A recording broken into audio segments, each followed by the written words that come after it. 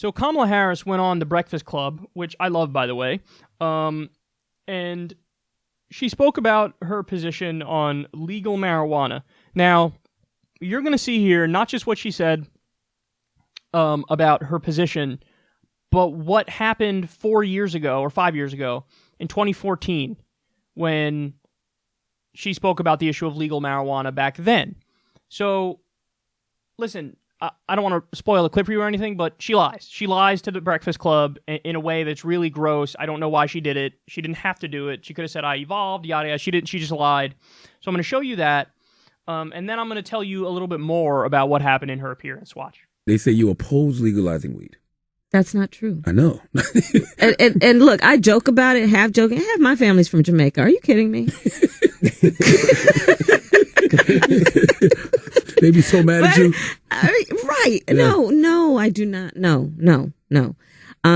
I have had concerns. The full record. I have had concerns, which I think first of all, let me just make the statement very clear. I believe we need to legalize marijuana. Now, that being said, this is not a but, it is an and we need to research, which is one of the reasons we need to legalize it. We need to move it on the schedule so that we can research the impact of weed based on a developing brain. Mm-hmm. You know, that part of the brain that develops judgment actually begins its growth at age 18 through age 24. The frontal cortex, I think. That's exactly right. Yeah. That's right. So we've got to take that seriously. And so I believe that we need to research that because I believe we don't fully know the consequences. The other issue that we've got to address is how we're going to measure impairment when somebody has been smoking weed in terms of driving. Your opponent, Ron Gold, has said that he is for the legalization of marijuana recreationally. Your thoughts on that? That he's entitled to his opinion. She fucking laughed at it. Now, I need everybody to understand something. If Kamala Harris had said in that interview, I used to oppose legalizing marijuana. In fact, I was a strong opponent of it. But then, because I read this, and this, and I spoke to this person and that person, I've evolved on the issue. And I know some people would call it a flip-flop.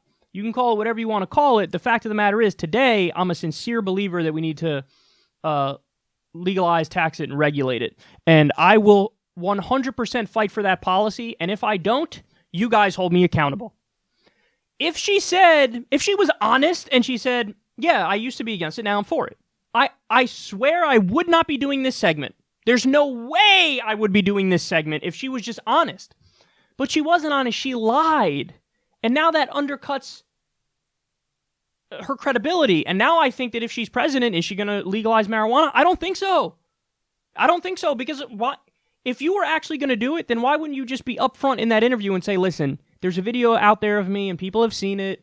I laugh when I'm told that my Republican opponent wants to legalize marijuana. And I was against legalizing marijuana. But here's why I changed on the issue, and here's why you can trust me now.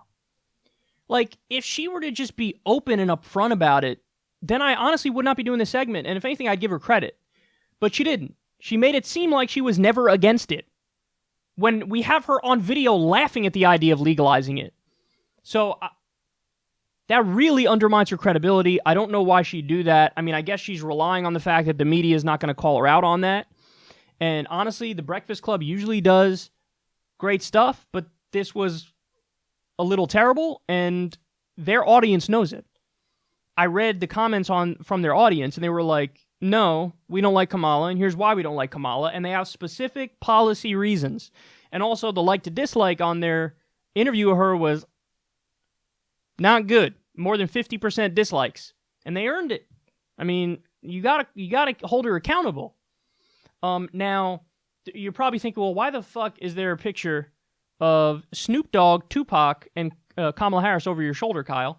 Well, the answer is, later on in that interview, they asked her, like, have you ever smoked weed? And she was like, yeah. And then she explains, like, yeah, okay, I was listening to Tupac and Snoop, and I was smoking.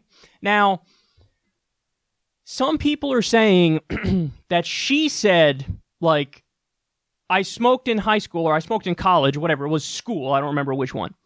And that's when I listened to Tupac and Snoop and I smoked. To be fair to her, I watched the entire interview. I don't know if she heard the part where they said, what did you smoke to? What music did you smoke to when you were in school? I think she was just saying, when I smoked, I listened to Tupac and Snoop Dogg. I don't think she was trying to say when I was in school, because people did some research and they found out she was in school in 1986. They didn't, until the 1990s, Tupac and Snoop weren't out. So you can't have listened to Tupac and Snoop in 1986 when they weren't out until the 1990s. So in other words, people were saying that's another clear, brazen lie. You were trying to say you listened to them in school when you smoked, but they weren't even out yet when you were in school. But again, to be fair to her, I watched the whole interview, and what it sounded like to me was she wasn't saying when I was in school, I listened to Tupac and Snoop and I smoked. She was just saying that when I smoked, I listened to Tupac and Snoop. But then the only other option is she smoked for a long time. Okay, so she was smoking weed back in high school, or back in school. I don't know whether it was high school or college. But then all the way through the 1990s, so for a 5-year period or more. Now, I have no problem with that. If anything, that makes you more likable, and that makes me think like, okay, you have the perspective of a regular person and not somebody who's in their ivory tower looking down at everybody. But those are the only two options. Either you lied about, oh, when I was in school, I was smoking and listening to Snoop and Tupac. Either that's another total lie, which I don't put past you because you lied elsewhere in this interview. Either it's a lie, or you weren't lying and you were just saying, I smoked and listened to Tupac and Snoop, but it was like years later, which means you were smoking for a while.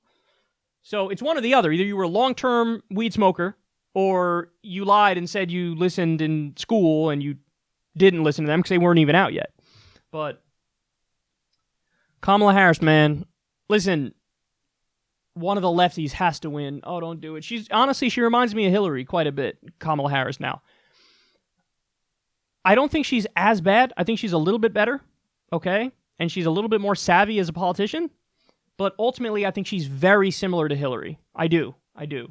And it's not time for a corporate centrist. It's just not. It's time for a populist left social democrat. That's what we need.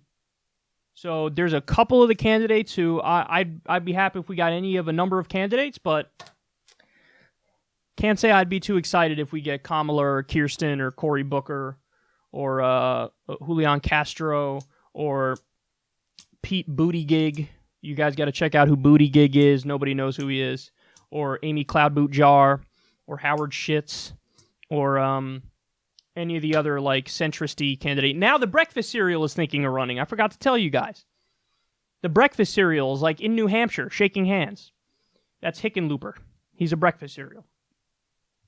You wake up to a bowl of Hickenloopers, which is disgusting. But anyway, Kamala Harris lies for no goddamn reason. There you have it.